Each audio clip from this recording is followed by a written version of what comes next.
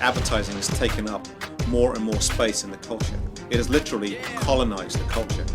For those of you that want to know what we're all about, it's like this, y'all. This is 10% luck, 20% skill, 15% concentrated power of will, 5% pleasure, 50% pain, 100% reason to remember the name. Gotta love the shoes. His name up in lights, he just wants to be heard, whether it's the beat of the mic. He feels so unlike everybody else, alone and Hey, look, it's their gear! I get that all the time. He knows the code. It's not about the salary, it's all about reality and making some noise, making a story. Nice shot. Making sure his click stays up. That means when he puts it down, he's picking it up. Who the hell is he anyway? He never really talks much, never concerned with status, but still even him starstruck. Humble through opportunities given despite the fact that That's pretty cool.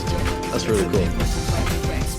Let fusion power connects, never asking for someone's help or to get some respect. He's only focused on what he wrote. His will is beyond. Said I couldn't play in the league.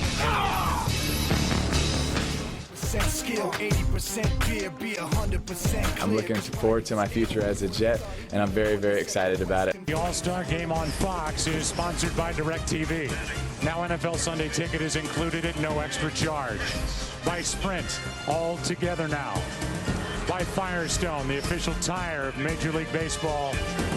And by MasterCard, the preferred card of Major League Baseball.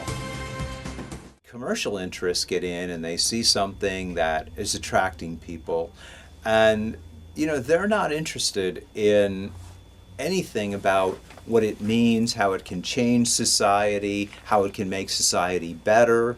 They're simply interested in how to maximize the profit. All the advertisers are trying to do is get eyeballs on their product, and the easiest way to do that is to go someplace where everybody is watching.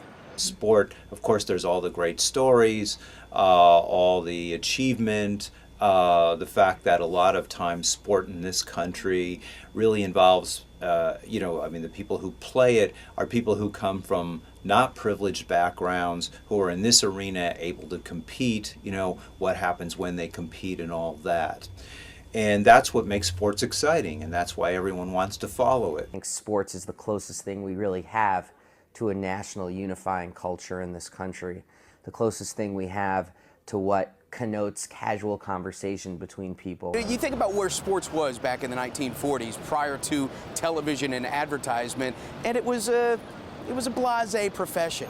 Now it's become the most high-profile profession in America because of the advertising dollars that are behind it, and that's because people are watching it, and that's because people want to be entertained. Sponsorship is a powerful tool athletes and teams lean on. The influence that investors and corporations have in the structure of sports keeps growing massively and plays a major role in the commercial industry. Sponsors have taken control over teams, leagues, and athletes. So get out there and taste that sweet 0 calorie. I came back from the States where I had experience of how they did it there, and I came back and I started with my first sponsor was Red Bull, and I just made sure that whenever I'm interviewed, any picture taken, I'm there with a Red Bull can. Individual athletes doing sponsorships all the time. I mean, I'm a big fan of a baseball team, the Philadelphia Phillies, and one big guy who does sponsorships and advertisements is Ryan Howard. He does Powerade, Subway, I mean, you name it. Every professional team does something, and you can definitely tell it has an impact on the game because, I mean, I hate to say it, but some players, they play to keep their sponsorships or to keep whatever money that has coming in. You can tell they play to keep that. But then also on the upside of it, the game makes a lot of money. Sponsorship, it's very, very difficult for the rights holders in order to actually run their sports effectively. Money makes the world go round, we all know that. In the professional era of sport and sports sponsorship, it costs a lot of money to actually run federations. So it's vital that companies do actually come to the party. And sponsorships are part of the marketing and communication mix, that they're an effective and a viable platform in order to leverage brands off of. You understand me now, and sometimes I seem a little mad. Multi-million-dollar endorsements and changes in game rules are some of the effects advertisement companies are having in sports. The 24-second shot clock in basketball and the instant replay in football are some of the additions advertisers use to get more on-air time during the game.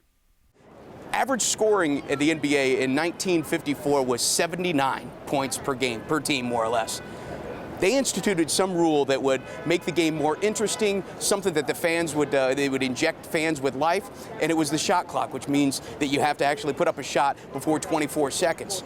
It increased the scoring from 79 to 94 points per game. So there's absolute elements at how the advertising dollar asked for the game to be faster and more entertaining, and now the NBA has become what it is right now. I mean, imagine if the NBA didn't have a shot clock. We would have been back in the dark ages where guys could just sit there and dribble for a good 2 minutes. And then he named some prices, and then they get major branding during our half-hour show. So the show would be called, Giants-Packers Playoff Preview, presented by Toyota. And all the graphics would have Toyota on them, Toyota branding.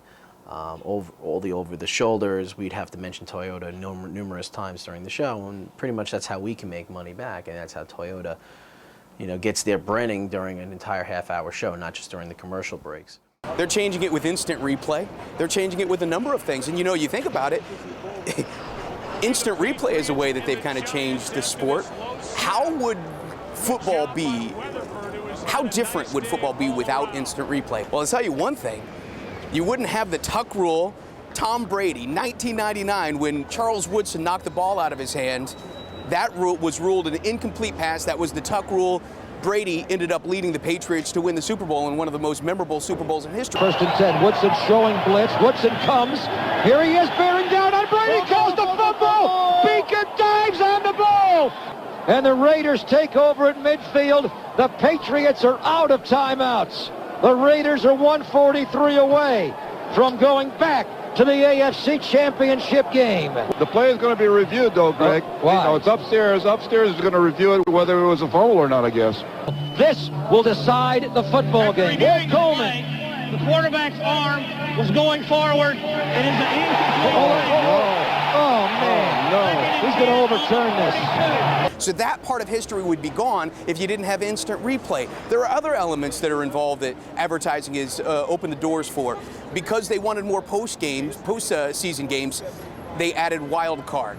Because of the wild card, you had the Oakland Raiders won the Super Bowl. The Patriots were another team that won the Super Bowl from the wild card spot. And even the Giants in 2007. Additionally, in football and basketball, commercial timeouts are constantly added during broadcasting. People from the TV networks tell the referees during the game, when they have to be stoppages and then when they can resume play. The TV networks are paying billions of dollars to the league, to the NFL, for the rights to show the games.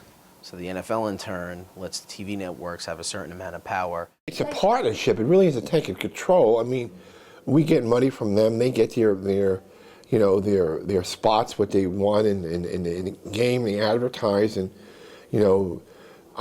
I mean, it really is kind of a partnership. It really hasn't changed. The opening pitch is brought to you by Budweiser. Great times are waiting. Grab some buds. The Super Bowl, the World Series, or the NBA playoffs are perfect for corporations to sell and promote their products with endless ads. Commercial breaks and pauses during games prolong the real time of a game. When you have something like the Super Bowl, it doesn't really, it's beyond, it's no longer sport, it's something else now, and of course they're looking for something from the game as well, but so much is at stake, so much money is going to be made, And the other thing is that's interesting is the way that advertising is infiltrated sort of every moment. I believe that the commercial, it's very useful. It'll give me that little break to go and take a little break from the action. He invented himself. And also the game in general.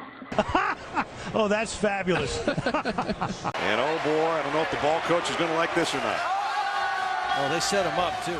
The most difficult thing these days is to identify all the imperceptible and different ways commercial ads are being presented to us.